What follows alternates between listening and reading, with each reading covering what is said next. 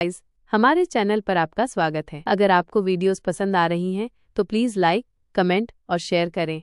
अगर आपने चैनल को अभी तक सब्सक्राइब नहीं किया है तो प्लीज़ चैनल को सब्सक्राइब करें। कौटिल्य और भूमि का टकराव। कौटिल्य अपने दोनों हाथों को आगे करते हुए भूमि के वार को रोकता है। इसके बाद भूमि लगातार अपने हाथों और पैरों से कौटिल्य पर वार करती चली जाती है। भूमि की रफ्तार को देखकर कौटिल्य भी पोजीशन लेकर बड़ी ही सफाई से उसके हर वार को काटता चला जाता है और भूमि को रोकते हुए कहता है, देखो भूमि, तुम्हें चोट लग सकती है। मैं तुमसे लड़ना नहीं चाहता। पहले मेरी बात सुन लो, उसके बाद तुम्हें जो सही लगे वो करना। लेकिन भूमि कुछ भी सुनने के लिए तैयार नहीं थी और वो अपने मुक्कों और लातों से एक के बाद एक वार कौटिल्य पर करती ही चली जा रही थी। जब उसने महसूस किया कि उसके किसी भी वार से कौटिल्य को अब तक कोई भी नुकसान नहीं पहुंचा है और कौटिल्य भी सिर्फ अपना बचाव कर रहा है, तब उसके गुस्से की आग और भी भड़क उठती है। अब वो गुस्से से कहती है, लड़ो मुझसे। इस तरह कब तक बचाव करोगे? आज मैं तुम्हें किसी कीमत पर नहीं छोड़ूंगी। अब कौटिल्य जवाब देता है, मैं भी नहीं चाहता कि तुम मुझे छोड़ो। अब भूमि के वार और भी तेज हो जाते हैं। इसी तरह भूमि को लड़ते हुए 8-10 मिनट बीत जाते हैं। तब कौटिल्य समझ जाता है कि भूमि का गुस्सा इस तरह शांत होने वाला नहीं है और न ही वो रुकने वाली है। अतः अंत में कौटिल्य भूमि के द्वारा मारे गए पंच को अपनी हथेली पर लॉक कर लेता है और उसके हाथ को उसके सिर के ऊपर से होते हुए सर्कल में घुमाकर उसकी गर्दन को उसी के हाथ से लॉक करके अपने हाथ से पकड़कर रखता है। फिर जब भूमि खुद को कौटिल्य से छुड़ाने के लिए अपने दूसरे हाथ से उसके चेहरे की तरफ मुक्का मारती है तो वो दूसरे हाथ से उसके हाथ को लॉक कर लेता है। अब भूमि की पीठ कौटिल्य की तरफ थी और चेहरा सामने की तरफ। भूमि का पूरा शरीर कौटिल्य के साथ चिपका हुआ था। कौटिल्य का चेहरा बिल्कुल भूमि के चेहरे के साथ पीछे की तरफ से लगा हुआ था। लगातार लड़ने की वजह से दोनों की सांसें तेज चल रही थी, इसलिए जब कौटिल्य लंबी गहरी सांस लेता है तो वो भूमि के कंधे पर महसूस होती है। ये सांसों का स्पर्श भूमि के गुस्से को और भी ज्यादा भड़का रहा था। अब कौटिल्य कहता है, मेरे पास तुम्हारे लिए एक सरप्राइज है। अगर मेरी बात सुनना नहीं चाहती तो कम से कम उसे एक बार देख लो, तुम्हारा सारा गुस्सा ठंडा हो जाएगा। जब भूमि देखती है कि वो किसी भी तरह से कौटिल्य की गिरफ्त से नहीं निकल पा रही है तो वह अपने पैर को अपने घुटने से पीछे की तरफ मोड़ते हुए अपने पैर के जूते के तलवे से पीछे की तरफ वार करती है। कौटिल्य के लिए अपने प्राइवेट पार्ट पर इतनी जोर का वार बर्दाश्त कर पाना नामुमकिन था। भूमि इस बार गिरफ्त से बाहर निकल आती है और कौटिल्य तड़पते हुए अपने दोनों हाथों को अपनी जांघों पर रखकर 2 कदम पीछे होते हुए अपनी ही जगह पर बैठ जाता है। अब भूमि कहती है, जब मुझे लगा कि तुम्हें माफ कर देना चाहिए, तुम्हें एक मौका दिया जा सकता है, तभी तुमने अपना असली रूप दिखाया। अच्छा ही हुआ कि मैंने तुम्हारे बारे में कोई भी राय कायम करने से पहले इतना वक्त लिया, ये तय कर पाने के लिए कि तुम्हें सही माना जाए या गलत।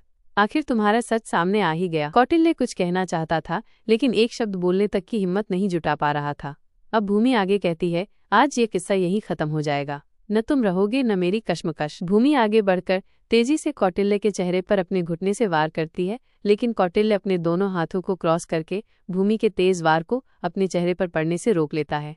तभी कौटिल्य की निगाह भूमि के पीछे की तरफ जाती है। कुछ देखने के बाद वो कहता है, एक तो तुम्हारी मदद करो और ऊपर से तुम कुछ सुनने के लिए भी तैयार नहीं होती। कम से कम मेरी नहीं तो अपने लोगों की बात तो सुनोगी। ऐसा कहकर वो भूमि से कहता है, जरा पीछे की तरफ देखो। जैसे ही भूमि उस ओर देखती है तो कौटिल्य के मास्क पहने हुए आदमी बाहर निकलकर सामने आ जाते हैं। ये अब तक पेड़ों के पीछे छिपे होने की वजह से दिखाई नहीं दे रहे थे। इन्हें देखने के बाद भूमि कौटिल्य की तरफ देखते हुए कहती है, मैं इनसे डरने वाली नहीं, आज मुझे किसी का डर नहीं। अब कौटिल्य कहता है, आज तो क्या तुम कभी भी किसी से भी डरने वाली नहीं? एक बार फिर से देखो। अब भूमि एक बार फिर से उसी ओर निगाह घुमाती है। जब वे आदमी अपने चेहरे से मास्क नीचे करते हैं तब भूमि को उन्हें पहचानने में जरा भी देर नहीं लगती। ये और कोई नहीं, मारवा परिवार के सिक्योरिटी गार्ड्स थे।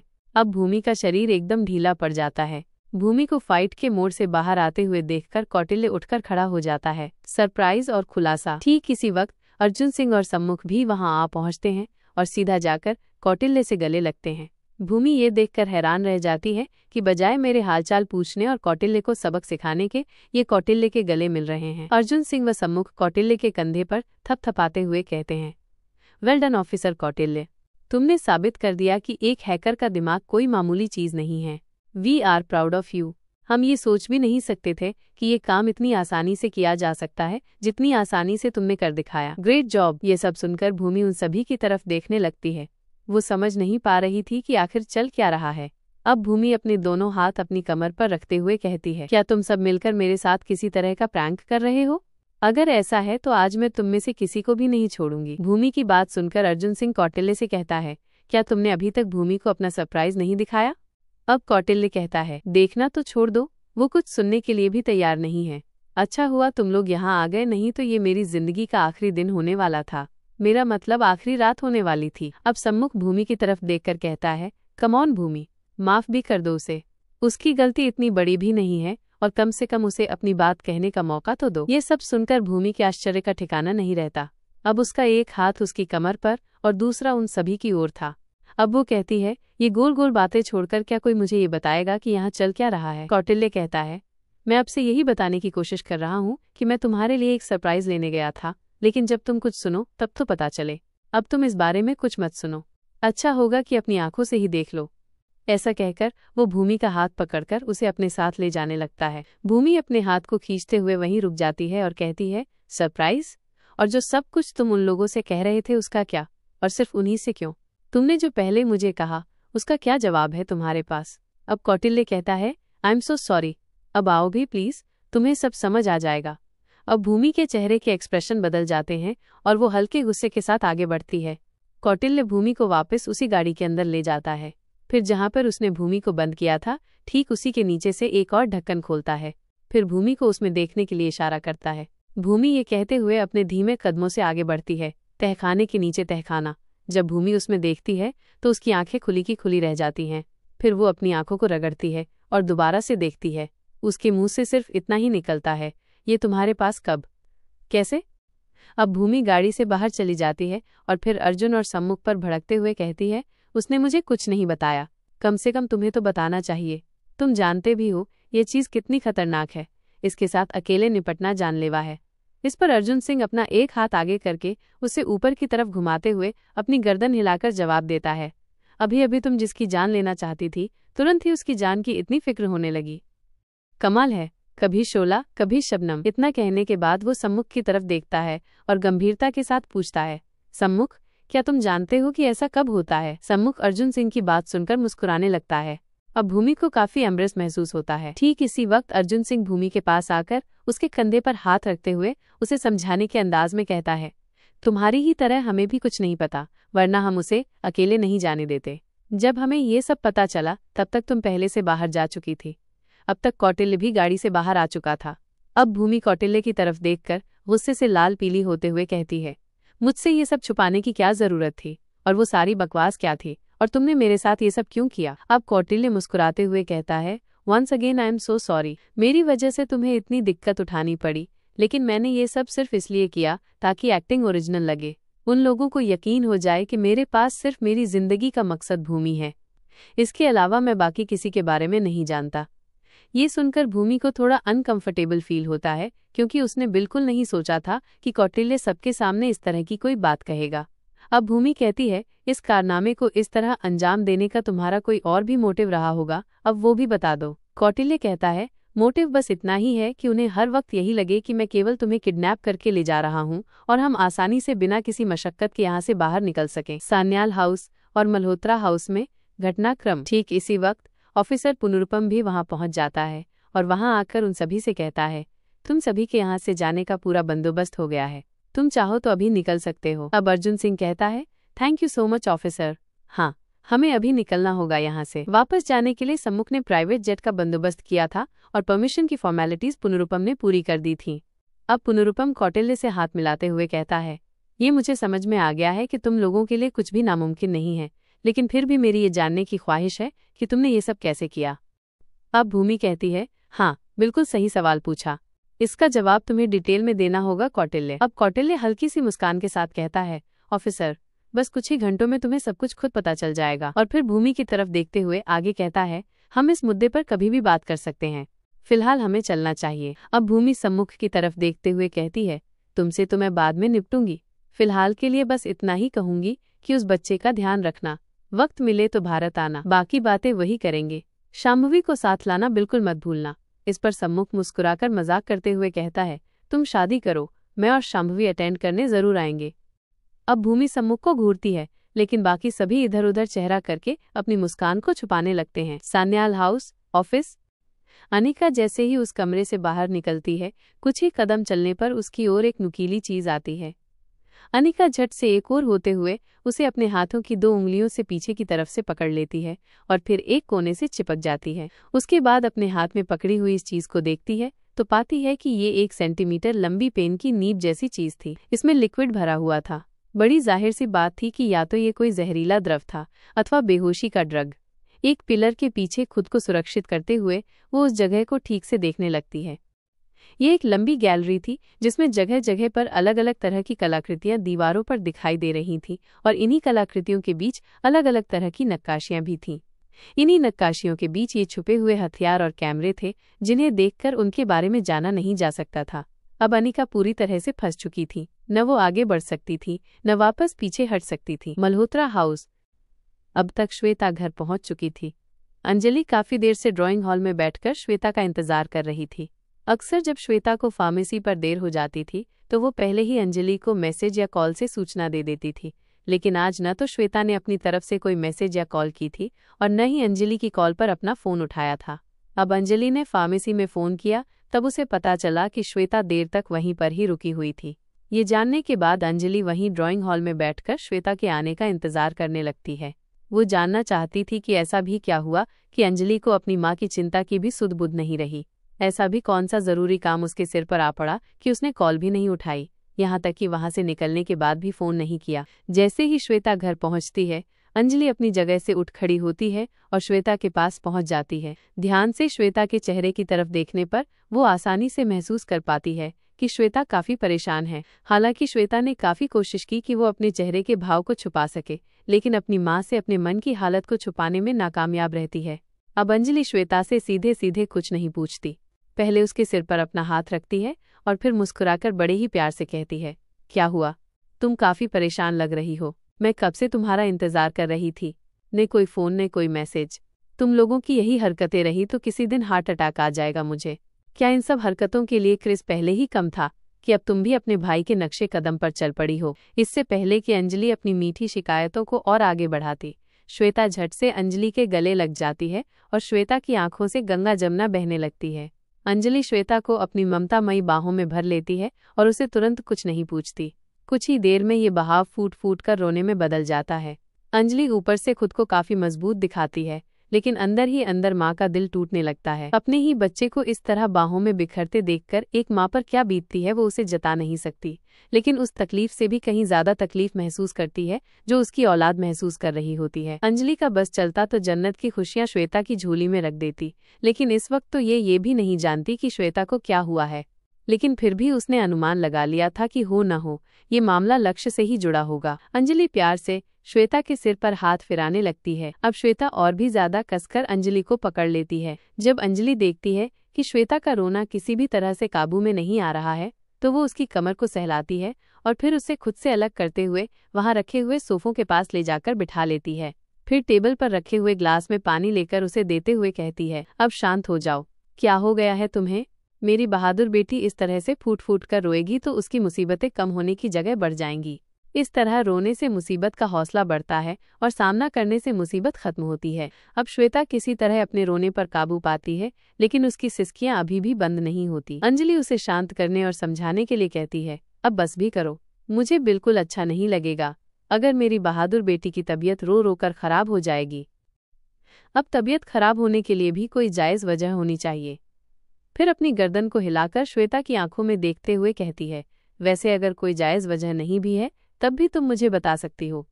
श्वेता बताना चाहती थी कि उसके साथ क्या हो रहा है, लेकिन वो समझ ही नहीं पा रही थी कि क्या बताएं और कैसे बताएं।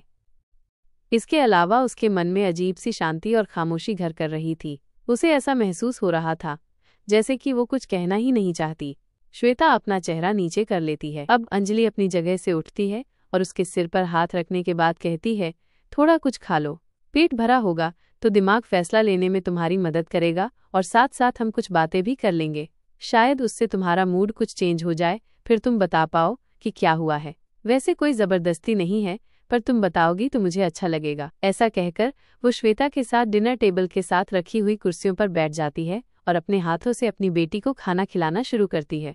श्वेता का मन बदलने के लिए इधर उधर की बातें शुरू कर देती है। आज मिसेज अरोड़ा घर आई थी। यहाँ से बात शुरू करके वो एक एक करके सारी बात बताती है और फिर अंत में कहती है, उनकी हर बात अपनी बेटी से शुरू होती और अंत में तुम पर आकर खत्म होती। ऐसा लग रहा था जैसे कि बिना कंपटीशन रखे ही उनकी बेटी में और तुम्हारे बीच कंपटीशन चल रहा है।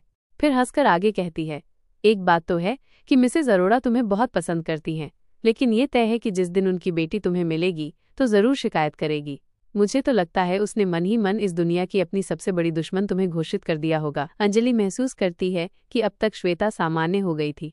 अब वो 2 पल की खामोशी के बाद श्वेता से कहती है, क्या तुम अब कुछ बताना चाहोगी या हम उस बात को ऐसे ही छोड़ दें? अब एक पल चुप रहकर श्वेता अपनी माँ से कहती है, मैं जो कुछ चाहती हूँ जब वो नहीं होता तो मुझे बुरा लगता है, पर ऐसा इस दुनिया में हर इंसान के साथ होता है। ये एकदम सामान्य है, लेकिन मैं जो नहीं चाहती उसके नहीं होने पर भी मुझे बुरा लग रहा है। मैं समझ नहीं पा रही हूँ कि सिचुएशन के साथ कैसे डील करूँ, खुद को इन परिस्थितियों से जीतने के लिए कैसे तैयार करूँ। इतना कहने के बाद श्वेता विस्तार से सारी बात बता देती है कि आज क्या क्या हुआ। श्वेता का दुख और किशन का सहारा। जब अंजलि श्वेता के गाल पर अपना हाथ रखती है और उसे बड़े ही प्यार से देखती है, फिर उसके माथे को चूमते हुए वहां से उठ खड़ी होती है। इससे पहले कि अंजलि कुछ कह पाती, श्वेता बोल पड़ती है, आप परेशान मत होइए, बस मुझे ये बात किसी से कहनी थी इसलिए आपसे कह दी। मुझे अभी किसी की कोई मदद नहीं चाहिए। अब आप जाकर सो जाइए, मैं भी सोने जा रही हूँ। ऐसा कहकर श्वेता अपनी जगह से खड़ी होती है और वहां से चली जाती है। अंजलि अपनी बेटी की ऐसी हालत देखकर भाव विभोर हो जाती है और उसकी आंखों से सैलाब बह निकलता है, जिसे वो इतनी देर से रोककर बैठी थी। ठीक इसी वक्त अंजलि के पीछे से किशन मल्होत्रा आकर उसके कंधे पर हाथ रखता है। वो दोनों माँ बेटी की सभी बातों को कमरे में से ही देख सुन रहा था। किशन का स्पर्श पाकर अंजलि उसके सीने से लग जाती है। किशन उसके सिर पर अपना हाथ रखते हुए कहता है, तुम चिंता मत करो, वो बहुत समझदार और साहसी लड़की है। देखना अपनी इस समस्या से भी वो खुद ही बाहर आ जाएगी। Sanyal party office. अनिका और आनंद का सामना। तभी अनिका को आनंद सान्याल अपनी आंखों के सामने से उसी ओर आता दिखाई देता है, लेकिन सान्याल की निगाह अनिका पर नहीं पड़ती क्योंकि वो एक ओर छिपकर खड़ी थी। जैसे ही आनंद सान्याल वहां से गुजरता है, अनिका उसे हाथ से पकड़कर खींच लेती है। फिर सान्याल को अपने हाथ में पकड़ा हुआ निब जैसा ऑर्नामेंट दिखाती है और पूछती है, ये क्या है? आनंद सान्याल कहता है, क्या तुम पर इससे भी अटैक किया गया है? अब अनिका सिर्फ उसे घूर कर देखती है। आनंद अनिका को देखने के तरीके से समझ जाता है कि इसका जवाब हाँ ही है। अब आनंद सान्याल अनिका को जवाब देता है, तुम विश्वास नहीं करोगी, लेकिन मुझे सच में नहीं मालूम कि ये क्या है। इसके बाद उसे अनिका के हाथ से लेने के लिए अपना हाथ बढ़ाता है कि अनिका तभी अपनी मुट्ठी बंद कर लेती है और आनंद से कहती है, चुपचाप यहीं खड़े रहो। इस पर आनंद जवाब देता है, क्या तुम्हें मेरी जान की परवाह हो रही है? अच्छा लगा ये जानकर। इस बार अनिका से रहा नहीं जाता और वो कहती है, बड़े ही घिनौने किस्म के इंसान हो तुम। फिर भी तुम्हारी खुशफहमी के लिए याद दिला देती हूँ कि मेरी रुचि फिलहाल तुम्हारी मौत में है, जिंदगी में नहीं।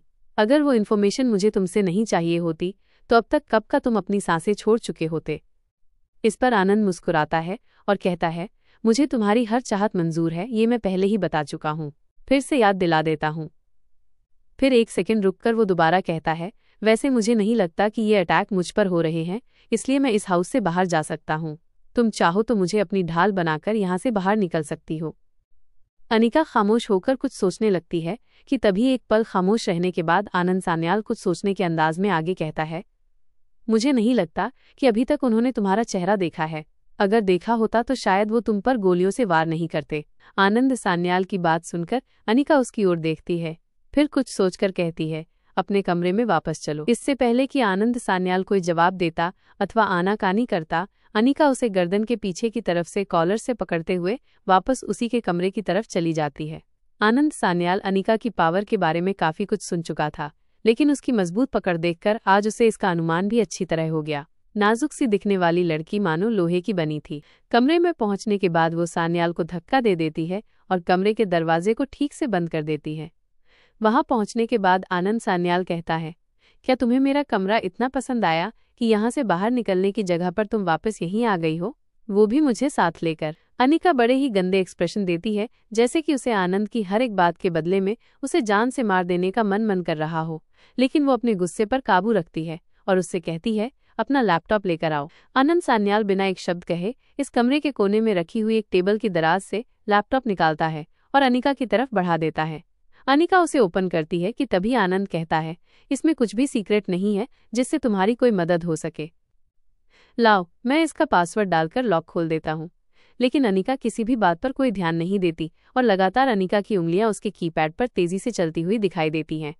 आनंद थोड़ा हैरान होता है और लैपटॉप में झांकता है तो देखता है कि बिना पासवर्ड के भी अनिका उसे खोलने में कामयाब हो गई थी। दरअसल अनिका ने उसका लॉक तोड़ दिया था। इसके बाद अनिका अपनी आईडी में लॉगिन करके वहां से कुछ सॉफ्टवेयर डाउनलोड करती है। इसके बाद पूरे सान्याल पार्टी ऑफिस में मौजूद सभी हिडन कैमरा को कुछ ही मिनटों में ढूंढ निकालती है।